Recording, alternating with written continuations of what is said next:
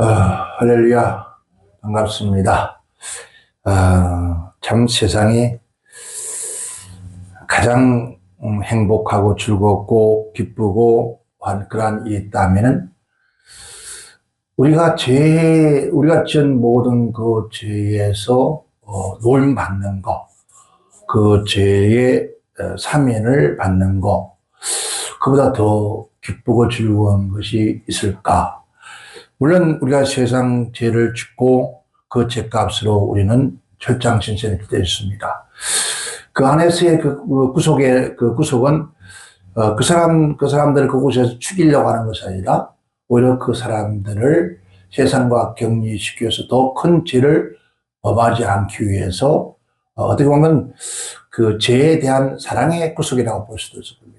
왜냐하면 이 땅에 있으면은 이만큼 죄를 많이 짓기 때문에 그곳에 잔류시키는 그게 구속이라고 그러죠.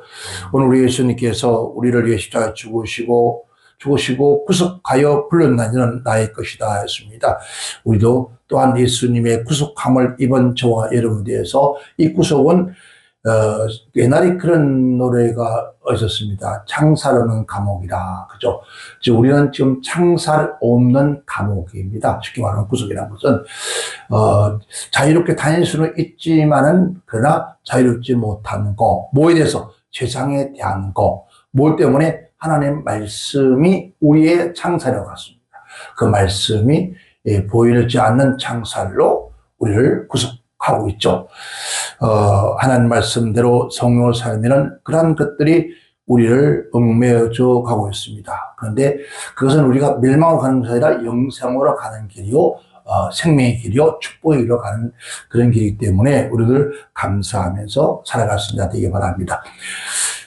부활 후 첫 주일인데요. 어떻게 한 주간 정말 그 부활의 기쁨을 여러분 누리고 살아왔습니까? 아니면은 우리는 아버지가 부르실 그날까지 이 생명의 부활을 우리가 기쁨으로 누리고 살아가는 것을 우리 전능하신 하나님께서 기뻐하시고 영광을 받으실 겁니다. 왜냐하면은 우리의 죄를 위해서 하나밖에 없는 아들을 십자가에 철저하게 내주고 마귀에 내줬기 때문에 내가 주고 우리에게 구속과 우리에게 생명을 주고 영생을 주셨는데 우리에게 그 생명을 가지고 이 땅에서 복되게 아름답게 행복하게 즐겁게 감사함으로 살라고 하셨는데 그렇게 살지 못하고 산다면은 그 대가를 주고 산 우리들의 모습을 보면서 얼마나 하나님이 고통스러워 하실까. 내가 너희를 그렇게 살도록 내가 너희를 그 모습으로 살아가기 위해서 내가 내 아들을 땅에 보낸 것이 아니다. 우리는 악한 원수 마귀의 사단을 통해서 끊임없는 죄를 짓게 만들지만은 그러나 그때마다 우리 하나님께서 그 아들을 십자가에 죽으신 공로로 말미암아 의롭다 하심을 입히셔서 하나님께서 영원한 영생의 길로 이끌어 가시고 있습니다. 그렇다면 하나님은 오늘 우리 하루하루의 그 삶이 하나님 앞에 정말 감사함으로 기뻐함으로 살아가는 그런 저와 여러분이 되었을 때 하나님이 영광을 받으실 줄 믿습니다. 그래서 제가 우리 교회 표를 겠죠. 항상 기뻐하라. 그리고 쉬지 말고 기도하라. 범사에 감사하라. 이것이 그리스도 예수 안에서 너희가 구속함을 입은 자 안에서 하나님께서 하신 거룩한 뜻이다. 우리 하나님이 우리의 뜻을 정하셔서 주셨는데 우리는 항상 기뻐하고 기도하고 감사하는 그러한 삶을 살아가기를 우리 하나님 원하시는 믿습니다. 우리 예수님께서 본 말씀에 예수님께서 십자가에 죽으시고 부활하셔서 그 낮도 아니에요. 밤이었어요. 어두운 밤에 예수님께서 밤에 잘 나타나세요. 그럼 여러분 기도할 때 혹시 낮에 보더라도 밤에 하면은 예수님 나타날 줄 모릅니다. 밤이 되었는데 제 아들이 들어와서 방문을 잠그고 제 아들이 모여 있는데 그 장소에 딱 두 사람이 빠졌어요. 누구 빠졌냐 하면은 가룟 유다는 올 수 없기 때문에 빠졌고 열성파였던 가룟 유다가 그 자리에 없었는데 그들 나타나셔서 그들이 들어왔습니다. 왜냐하면 지금 유대인들이 들어와서 문을 잠그고, 그 말씀은 문을 다섯 했습니다. 잠그고, 문을 끌어 잠그고 있는데, 누가 문을 두드리거나, 이러고 들어온 것이 아니라, 스뜩 허연 물체가 옆에 서 있단 말이에요. 얼마나 섬뜩했을까요? 여러분, 제가 만약에 여러분이 잠을 자고 있는데, 여러분들이 막 무스고 뜨고 있는데, 불이 다 껐습니다. 껐 상태에서 있는데, 제가 이 가운을 입고 톡 이러고 서 있으면 어떨까요? 그때, 성경 보니 유령인 줄 알았다 그러잖아요. 유령. 그래서 더 들어와 하는데, 그때 주님께 하신 말씀이, 너에게 평강이 있을지어다 하면서 그들에게 하신, 제일 먼저 하신 말씀이, 들어오지 말라가 아니라 너에게 평강이 있을지어다 라고 말씀하시고, 그 평강이 있을지어다 라고 말만 한 것이 아니었습니다. 왜냐하면은 평강이 있을지어다 해놓고 맨이 날아갔는데 이게 뭐 예수님 유령인지를 모르기 때문에 들어가잖아요. 그때 주님께서 그가 십자가에 죽은 예수라는 것을 증거하기 해요. 손과 옆구리를 보면서 내 손과 옆구리를 보아라. 그래요. 그래서 왜 예수님께서 영체가 아니라 실체와 똑같은 분이란 말. 오늘 십자가에 죽은 예수가 오늘 영체로 나타나신 그분 똑같은 분이다. 그러니까 그들에게 안전하게 안도감. 즉 말해 우리가 그렇잖아요. 믿습니다 라고 믿음의 증거가 없으면 그건 아무 의미가 없거든요. 그러니까 아무리 사랑한다, 사랑은 그냥 우리는 갱하려서 안 된다는 거죠. 뭔가 증거가 있어야 되는데, 주님은 그 증거를 보여주세요. 보아라. 그러면서 또 그들에게 너에게 평화가 있을지어다 라고 하세요. 그러면서 그들에게 숨을 훅 내쉬면서 성령 받아라. 그러면서 하신 말씀이, 내가 가서 제가 네 죄를 사하는 그 죄가 그냥 두면 있을 것이고 너희가 사하면은 사해질 것이다. 그 말씀을 하세요. 그 말씀 장면인데, 오늘 우리가 많은 분들이 좀 잘못 생각할 때 하는 게 있는데, 네가 네 죄를 성령 받고 권세 받고 나면 누구든지 죄를 사할 수 있는 권세가 있다. 이것 때문에 여러분 천주교에서 뭐가 나왔습니까? 고해성사가 나온 거예요. 사실 그건 전혀 상관없는 겁니다. 이 말씀은 교회가, 오늘 우리가 할 수 있는 것이 아니라 교회가 죄 있는 사람들에게 너는 죄 있는 것이다 해결하라 라고 선포하면 그들의 죄를 사함받을 것이고, 그래서 받아들이면 사함받고 받지 못하면 사함받을 수 없을 것이다. 그 얘기인데 천주교에서는 이걸 갖다가 고해성사로 연결해가지고, 그래서 신부가 성부와 성자와 성령 이름으로 죄를 사하노라. 우리에게는 그 죄를 사할 수 있는 권세가 없습니다. 오직 죄를 사할 수 있는 전능하신 하나님밖에 없다고 그러잖아요. 그분밖에는 없기 때문에 이 말씀은 교회가 죄 있는 사람들에게 죄 있다고 선포하지 않고 그들이 죄 있다는 걸 깨닫고 회개하면 사함받을 것이고 그대로 두면 그대로 될 것이다. 이 얘기입니다. 그래서 우리는 앞으로 혹시라도 그런 설교를 듣게 되거든 여러분 아니다 판단하지 말고 여러분 아닌 것은 아닌 것으로 가슴에 새겨서 교회는 또 하나님의 종들은 누구의 죄를 사할 수 있는 권세 준 것이 아닙니다. 다만 그 죽음의 길을 가는 그들에게 복음을 전하는 것이 우리의 사명이고 그 복음을 받아들이면은 그는 영생 주 예수를 믿으라 그럼 너와 내 집이 구원을 받으리라. 예수를 믿으면 구원받고 받지 않으면 구원받을 수 없다는 것을 말씀하시는 거예요. 그래서 우리는 오늘 이 시간에 말씀의 주제를 뭐였습니까? 너에게 평강이 있을지어다 라는 주제를 정했습니다. 그래서 오늘 이 시간에 이후로 저와 여러분들이 부활의 평강이 있기를 주의로 축원합니다. 첫 번째 그랬습니까? 평강이 있을지어다 그 말씀을 하셨습니다. 그렇죠? 그러니까 평강이라는 것은 우리가 유대 이스라엘 쪽에는 두 언어를 썼죠. 헬라와 히브리어를 썼다고요. 평강 헬라에는 그렇게 바로 헬라보다는 히브리어가 훨씬 나은 것 같아요. 그냥 서로 얘기하기가 네치라 그래요. 그러니까 이보다는 이 뜻이 뭐냐면 평화가 있을지어다 이거죠. 그러면 화평이 있을지어다 그리고 복지라는 의미를 갖고 있는데 히브리어에서는 우리가 많이 쓰는 살롬이에요. 그죠? 살롬. 제가 메시지 할 때마다 문장 끝에 앞뒤에 살롬이라고 썼는데 이 유대인들의 정통적인 뭐예요? 인사예요.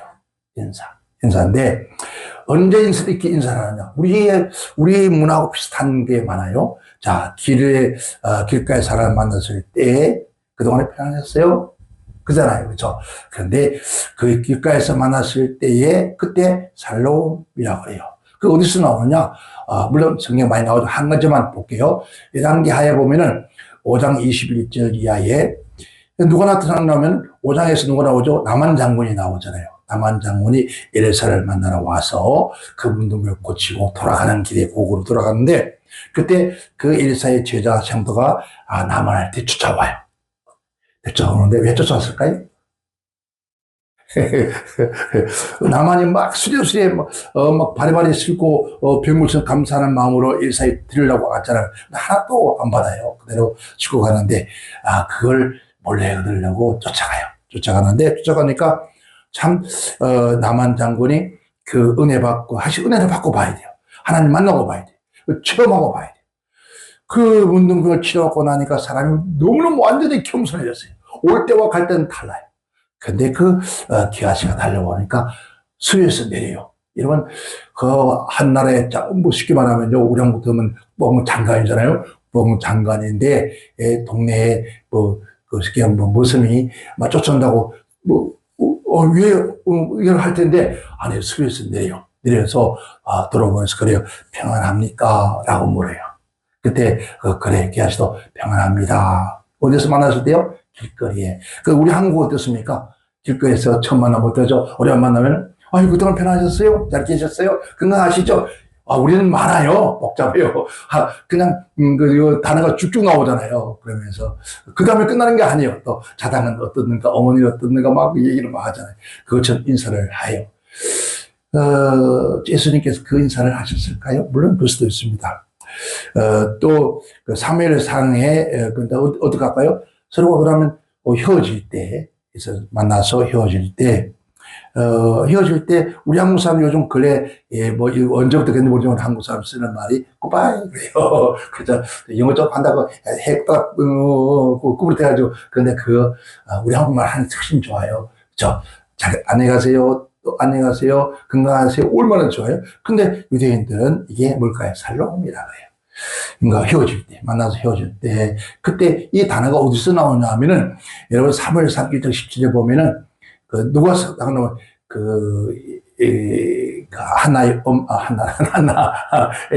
사무엘 엄마 한나가 기도합니다. 기도하다가 얼마나 기도를 많이 했는지 술 취한 사람들이었어요. 엘리가 그래. 야, 언제 대낮부터 술 먹고 그러냐? 나 술 먹어서 그런 게 아니에요. 나가 너무 원들어서 그때, 너의 기도를 깨요. 일가나가 대답하여 가로되 평안히 가라. 이스라엘 하나님이 너의 기도를 구한 것을 허락하시길 원하노라. 그러니까 돌아가. 근데 엘리가 그래요. 돌아가. 평안히 가라. 평안히 집을 잘 가. 이 뜻이죠. 예, 그렇게 얘기를 해요. 또 우리가 알 겁니다. 사도행전 16장에 36절 이하에 16장에 뭐가 나옵니까? 바울과 실라가 옥중에 들어가요. 감옥에 들어가는데 그 간수들을 통해서 그 복음 역사를 하죠. 그때 그 간수장이 그래요. 간수가 말한 대로 바울에게 과역 상관들이 사람을 보내어 너를 놓아주라 하였으니 이제 나가서 평안히 가라 그래요. 감옥에 나가서 평안히 가라, 집으로 가라. 그러니까 집으로 헤어지면서 가라고 그래요. 그냥 이제 가는 거예요. 집으로 돌아가는 거예요. 오늘 우리 한국 사람들은 어떻게 해요? 그랬잖아요. 그죠? 안녕히 가세요. 또 뵙길 원합니다. 그잖아요. 안녕히 가시라고. 그렇게 이게 은사예요. 또 하나는 예수님께서 저희들을 성령을 줘서 귀신을 내쫓고 할 때, 능력을 줘서 내보낼 때 그 말씀 하시죠. 자, 마태복음 16장 12절에 또 그 집에 들어가면서 너희가 평안을 빌어주라. 그래요. 그러니까 이 평안이라는 것은 이스라엘 유대 백성들은 뭐 하는 거예요? 보통 우리가 일반적인 생활 속에서 서로 주고받는 그러한 평화예요. 근데 이건 누구나 다 할 수 있는. 그런데 오늘 본 말씀 속에서 이 말에 주님께서 입에서 나오는 베푸는 그 평화는 그하고 전혀 다른 거죠. 그 뜻의 일상적인 우리가 쓰는 그 평화와 예수님께서 입에서 나오는 그 평강은 전혀 무게가 다른 거죠. 예수님께 말씀하기를 요한복음 14장 27절로 해죠. 자, 나의 평안, 그러니까 내가 너에게 뭐랍니까? 평안을 주노니, 너에게 평안을 주노니, 이 평안은 세상에 주는 것과 다르다. 그래서 너희는 마음에 근심하지 말고 들어오지 말라라고 말씀하세요. 그러니까 너희에게 평안을 너희에게 끼치오니 곧 이 평안은 이 세상에 있던 어떤 평화도 바꿀 수 없는 평화다. 이게 뭔가 시들어져 가는 우리 영혼 속에 하나님의 평강을 주시면서 뭐였습니까? 성령이 임하여. 자, 그리고 이 평화를 주님께서 그들에게 말하는 거예요. 너에게 평강이 있을지어다. 그 결과는 환난과 핍박과 고난이 다가와도 그 어떤 것도 두려움 없이 담대하게 우리가 살아갈 수 있는 그런 역사를 만든다는 거죠. 그래서 오늘 하나님께 지금도 주님께서는 우리에게 그 평강 주시기 원합니다. 내가 너에게 평강 주기를 원한다 그랬잖아요. 그렇죠? 그래서 우리 또한 그 하나님 말씀 약속대로 우리 안에 늘 평화가 있기를 원해요.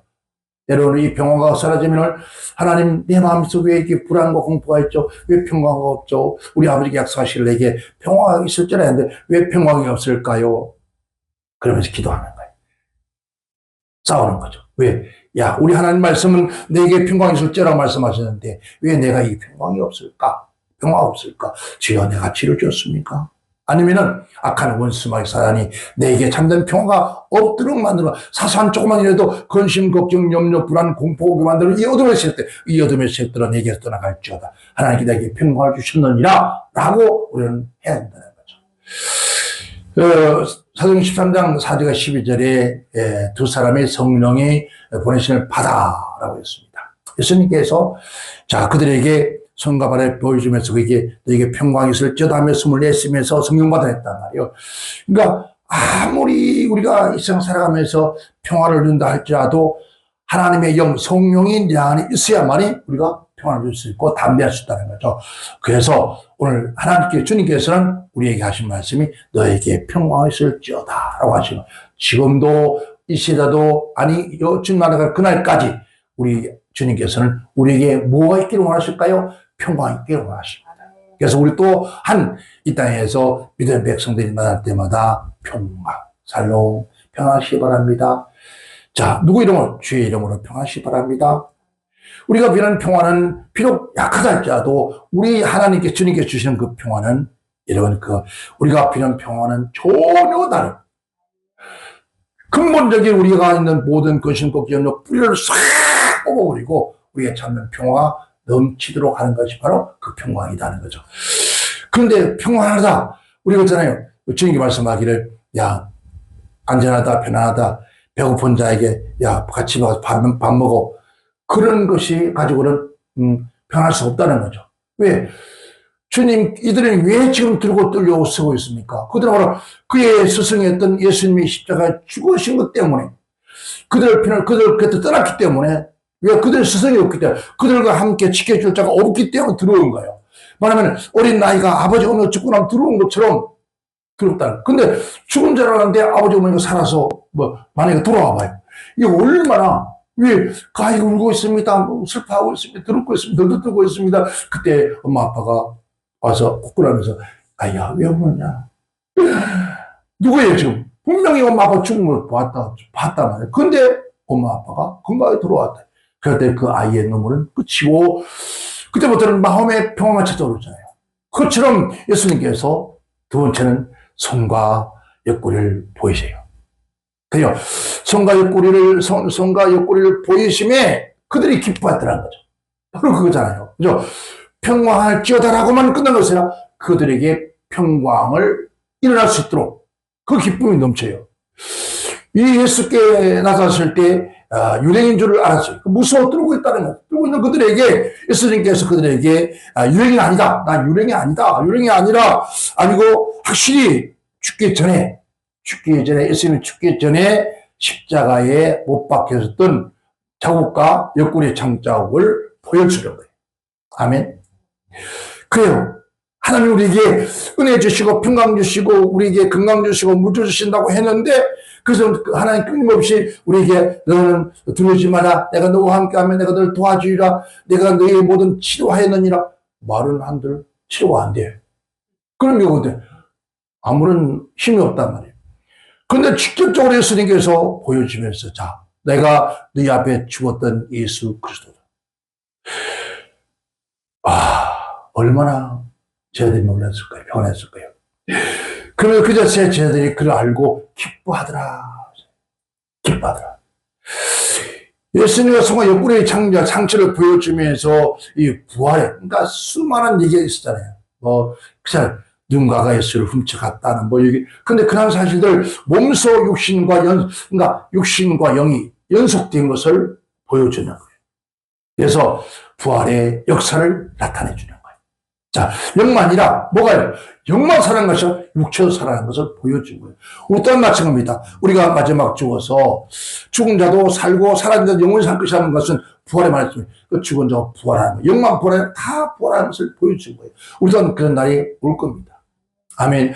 그래서 지금도 그런 가상적인 얘기를 하잖아요. 예수님께서 터무니없는 가상합니다. 근데 그 가상을 밝혀 보여주는 거예요. 지금도 과학이 발달할수록 예수님 십자가 죽으시고 부활하신 것을 그들이 증거를 하잖아요.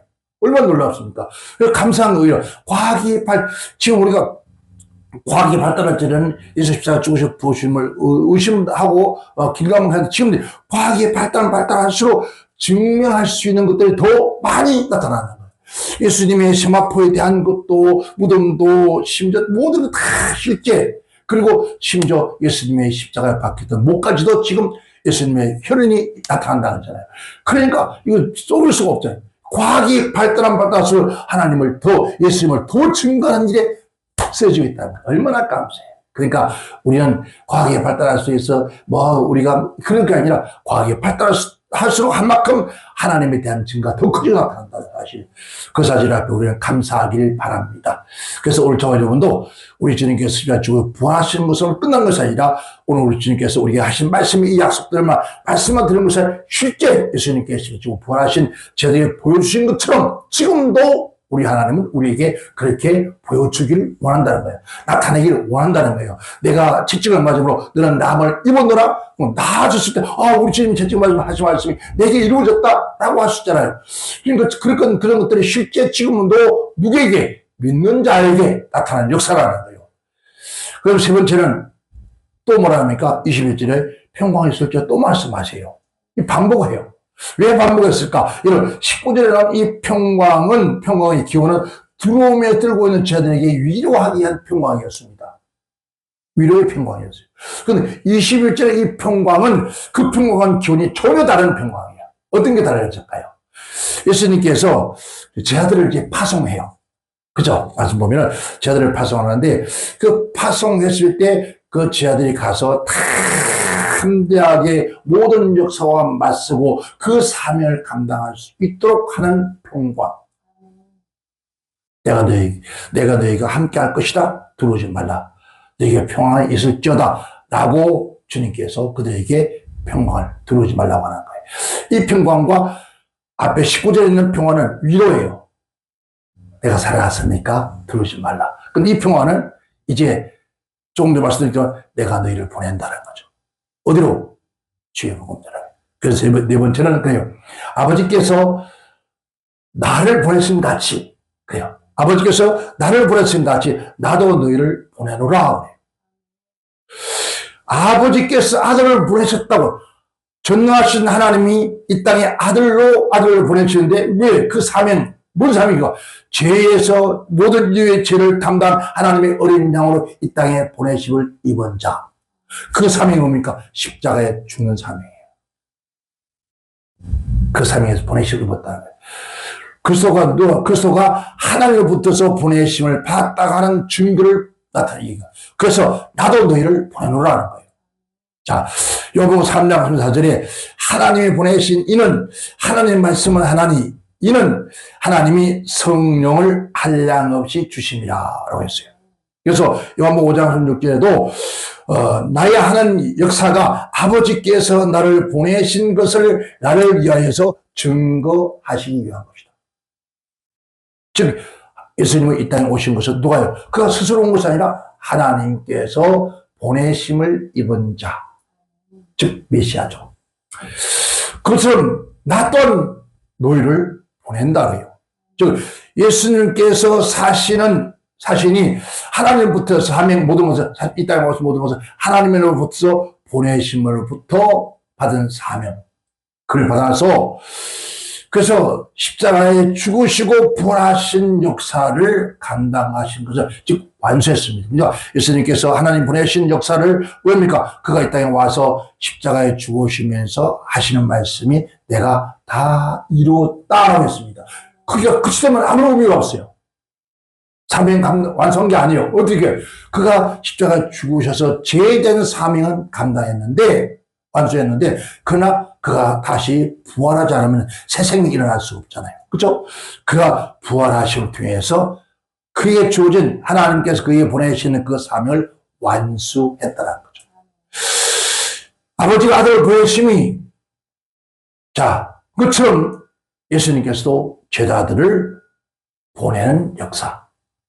자 이로써 제자들에게 사도의 직분을 잘 감당하게 사도의 직분을 즉 부여해주는 사건이었거든요. 그래서 사도들이 그리스도의 죽으심으로 또 자신도 그와 함께 죽어야 된다는 거예요. 죽어야 된다.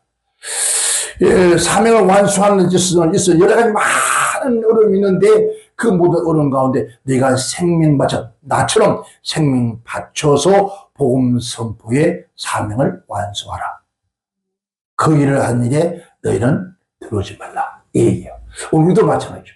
우리가 이 땅에 살아가면 진짜 하나님께서 부름받고 보내심을 받은 하나님의 종들부터는 어떠한 우리의 삶 속에서 어떤 일이 생겨나도 결코 들어오지 않는 것이죠. 왜? 그 일을 위해서 우리는 부름받았고 보내심을 이루었으니 그 보내심을 사명자는 그 사명을 완수할 때까지는 죽을 수가 없다.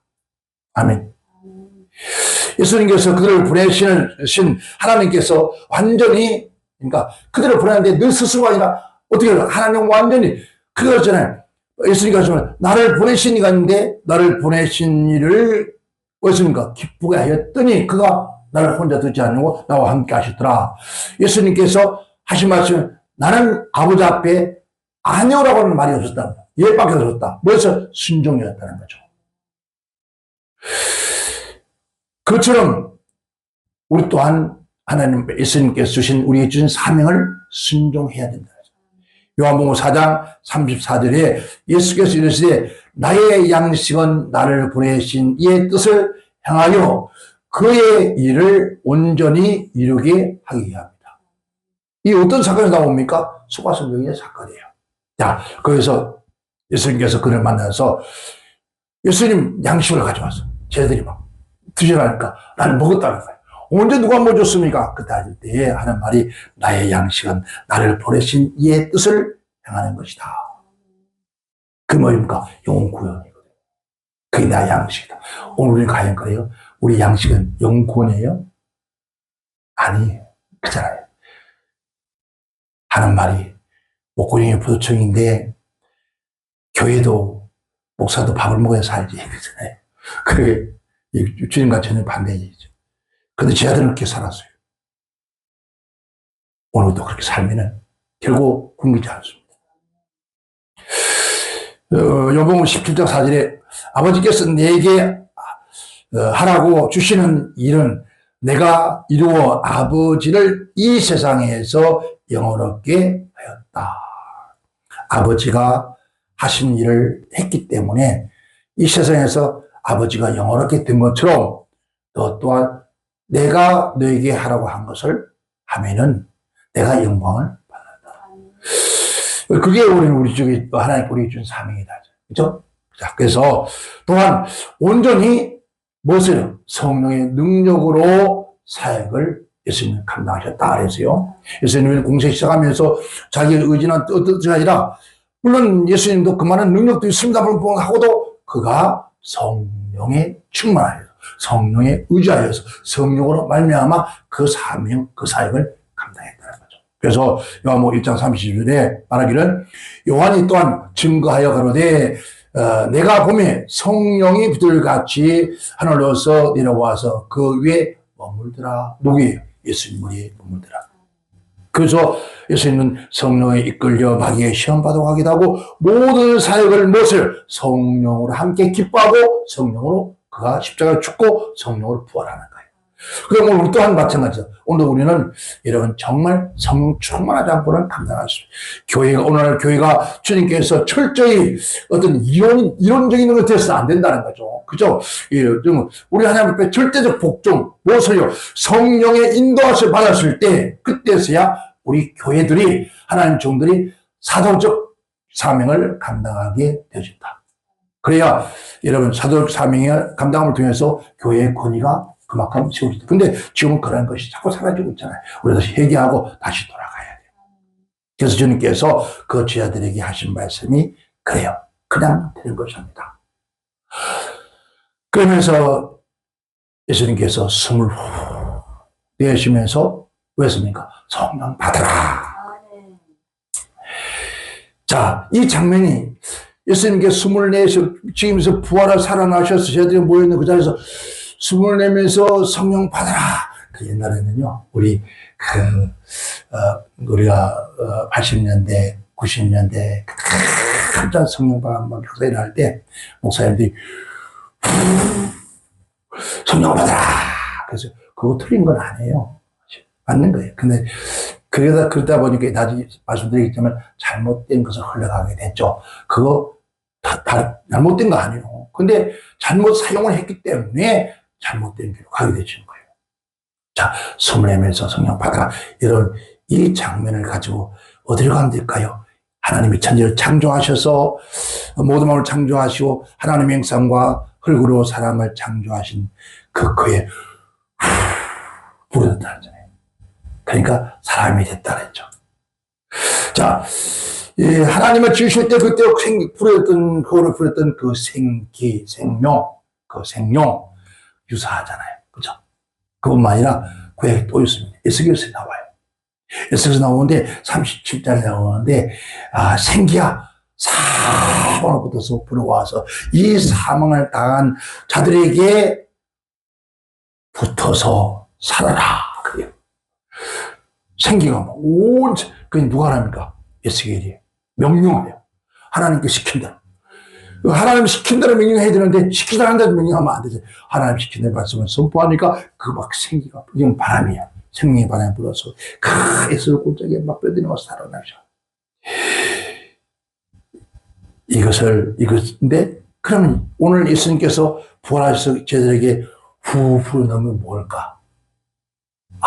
바로 이것은 저를 살리신, 내 영혼을 살리신, 내 영혼을 다시 거듭나게 했던 새 창조의 역사. 하나님 붙어서 지원받던 최초의 사람에게 불어넣었던 불어넣어서 생명을 살게 했습니다. 근데 그 피조물들이, 그 사람들이 모든 만물에 대한 책임을 맡겼습니다.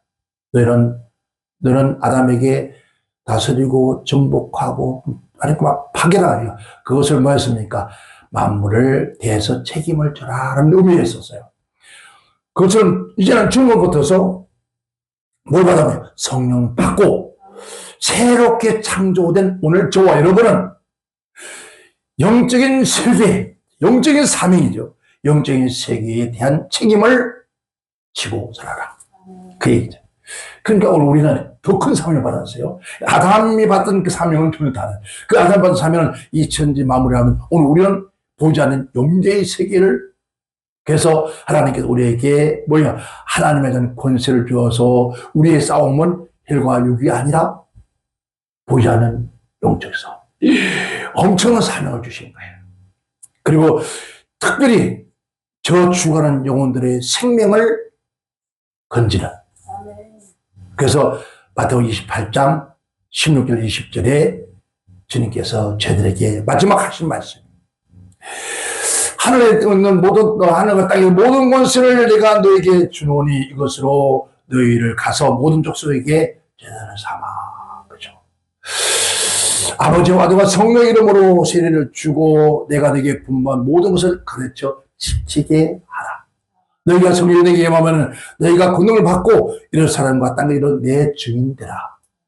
이게 뭡니까? 눈에 보이는 사물이 아니라 영적인 세계를 말하는 거죠. 이 말은 사람의 지혜로 이런 일을 할 수 있는 것이 아니다라는 거죠. 우리에게 하나님의 거룩한 것은 사람의 지혜로 할 수 있는 것이 아니라 오직 무엇으로?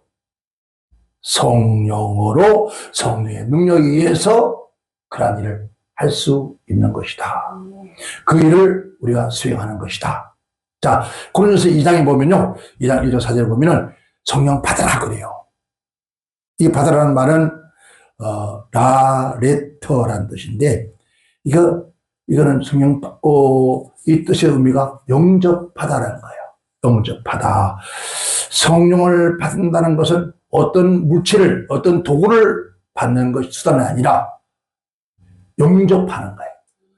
그러니까 우리는 성령의 9가지 열매 성령의 은사라 하니까 나는 병고칠 은사, 능력받은 도구가 있는 것처럼 막 그런데 거기에 이제 나중에 문제가 되어지잖아요. 그것이 아니라 인격적인 성령이 나의 실존적인 내 안에 계셔서 모셔드린다는 거. 성령님을 내가 모셔드려서 그래서 사도를 통해서 어떤 사도들이 가는 데마다 기적이 나타나요. 병이 낫고 막 역사가 일어납니다. 그런데 이것이 내가 한 것이 아니라 바울이 고백해서 내 안에 있는 누가 주께서 내 안에는 성령이 하셨다. 그런데 우리 한국교회에 잘못된 것이 뭐였습니까? 성령 받아라. 내가 성령 주는 것처럼 아니거든요. 병 고치는 거 어떤 도구 드는 거 아니라 이런 축복하는 내가 아니라 내 안에 계시는 그 축자가 성령님이더라고요. 그래서 나는 간고도 없어야 돼. 오직 그것만 영광받아야 되는데 이게 잘못되어 갔기 때문에 오늘 우리 한국교회 역사를 이뤄왔단 말이에요. 그러니까 이제 주님께 제자들에게 주시는 그 성령은 뭐였습니까? 오순절날 한 곳에서 모였더니 제자들이 막 뭐였습니까? 폭발적인 역사예요. 능력을 나타내요. 이 능력을 나타내기 시작하는데 이 능력이 내가 어떤 능력을 가진 것이 아니라 내 그 성령 안에서 나타난 역사를 말하는 거예요. 그래서 2장 1절 4절에 옷은 이미 이름에 저희가 다 한 것도 모여 성령이 일만이었는데 후련히 바람 같은 모여 불같은 바람 소리에 바람 같은 혀 불같은 혀 같은 것 그들이 임하니라. 그들이 완전히 달라진 역사가 있는 게 그래서 막 와 나가서 다윗도부터 쭉 베드로가 얘기합니다. 저거는 원래 사람 배운 것은 도민인데 어떻게 저런 것을 알았냐? 어떻게 저런 말을 할 줄 알았냐? 누가 했어? 성령이 해서. 또 그것을 보면서 성령의 역사를 통해서 그렇게 제자들이 했다니까 또 상관에는 요즘에도 그런 얘기가 있잖아요. 나는 기도하면 성령께서 다 가르쳐가지고 성령께서 하시는 말씀을 한다. 그리고 그렇게 또 말하면 어떤 사람 이미 성령께서 성경을 기록해놨는데 막 그게 또 싸우고, 아이고야, 이러면 금방 다 맞아요. 맞는데, 어느 한 곳에 치우치지 말라는 거예요. 치지 말고, 하나님 말씀은 성령 예수 기록되었고, 또 성령 충만한 사람은 성령을 통해서 역사를 이뤘습니다. 그래서 내가 하는 것이 아니라 알면 돼요. 내가 하는 것이 아니라, 나를 통해서 하나님이 나타내는 것이요. 나를 통해서 성령에서 나타내는 것이요. 그러니까 나를 자랑할 게 없다는 거예요. 그게 문제예요. 그게 문제예요. 오늘 저와는 우리에게 일어난 모든 역사를 지금도 일으키기 원합니다. 그러나 그 모든 역사가 일어날 때 내가 아니라 주께서 하셨습니다. 또 말은 주께서 하셨으면 하면서 뒤에서 은근히 내가 했어 이렇게 되는 사람이 있어요. 근데 그거 하나님 다 하세요. 그렇게 하면 다음엔 그런 역사 치가 않을 게 왜 성령이 그러니까 너희가 성령을 선언하지 말고 성령을 뭐 하지 말라 그랬습니까? 그건 쉽게 하지 말라. 야 내가 했는데 네가 그잖아요. 만약에 여러분이 하시는데, 여기 있는 목사가 내가 했습니다. 그러면 서운하죠. 그래서 제가 무슨 일 해놨는데, 이것도 목사가 자기가 했다고 내가 서운하죠. 그럼 다음부터 뭐라 그래요? 안 해요. 그것처럼 성령님은 지정이로 가지는 분 인격이 있잖아요. 근데 그분이 성령께서 자꾸 나는 성령님은 전혀 말하지 않고 지가 했다고 하니까 성령님이 서운해서 하신다. 그러니까 그런 분들 참 우리 이 땅에 많죠. 혹시 저도 그런 일이 있어 나오고 돌아보기도 합니다는 그래도 많지는 않더라고. 가끔 있긴 있었더라고요. 나도 어쩌라는 게 그래서 회개했습니다. 누가 해요? 성령님 하시는 거죠. 그러니까 내 안에서 그분이 드러나시는 거야. 나는 껍데기인데 나팔수인데 나를 통해서 역사하시고 성자 낳고 병 나는 것도 하나님 성령께서 낫게 하게 하시는 거고 그 말씀의 약속을 이루시는 것이고 오늘 말씀 전체가 뭡니까? 옷을 막아 달았다는 그 역사는 하나님의 약속입니다. 며칠이 못 되어 성령이 뭐같이 불같이 말 것이다. 그 약속을 이뤘잖아요. 그처럼 지금도 하나님은 그 약속의 말씀을 이루고 계시는데 누굴 통해서 오늘 저와 여러분을 통해서 그 하나님의 역사를 믿고 순종하고 주신 사명을 생명 걸고 충성하려고 순종하는 자에게 나타나신다는 거예요. 그래서 이제 이 부활주의를 이제 또 오죠. 뭐가 합니까? 성령 강림주의로 옵니다. 50일째 되니까, 된 날. 근데 이 사실 이 절기가 중요한 것은 우리는 매일매일 같이 그렇게 살아야 돼. 매일매일 우리는 부활주의고 매일같이 성령 강림주의고 매일같이 우리는 고난주간이고 그래야 되는데 그날만, 그 주간만. 그러니까 사수인들 한다는 아침 교회에서 금식한다고 또 온전히 못하니까 막 돌아가면서 하는 거니까 너 아침 금식, 너 점심 금식, 너 저녁 금식 이렇게 가면서 하라고 온 교회가 물론 그것도 중요합니다. 그런데 그런 편법적인 방식을 쓰지 말라는 거예요. 하나님의 뜻대로 하자는. 그러니까 성령 역사 하면요. 그 전에 온 백성이 다 모여서 금식하고 막 누가 시키지 않았어요. 야, 너희들 금식하지 않았어요. 금식하고 막 뭐 그런 일이 일어나야지. 아유, 오직 하나면 어쩌다 시켰을까요? 그죠? 오직 하나면은 그래서 억지라도 예수님께 십자가 지고 왔던 누굽니까? 그런데 시몬에게도 그렇게 복을 받은 것처럼 억지라도 아니에요. 아버지는 억지를 하기 원치 않아요. 뭐합니까? 순종하게 감동 가마속에서 끊임없이 우리 하나님 우리가 역사를 하시는데 거기에 복종하면 되는데 그보다는 다른 것들이 먼저 앞서서 더 큰 것들이 그걸 지배해서 제가 그런 말씀드렸죠. 그저께 내가 누구한테 그 얘기했는데 우리 안에는 두 가지가 개가 있다는 거예요. 하나는 흰개, 검정개. 흰개 비유를 하기로 흰개는 성령의 역사, 검은 건 사람 귀신 역사. 우리가 늘 성령의 말씀에 따라 순종하고 살면 점점 이 성령 흰개는 검은 개를 점점 잡아먹어버려요.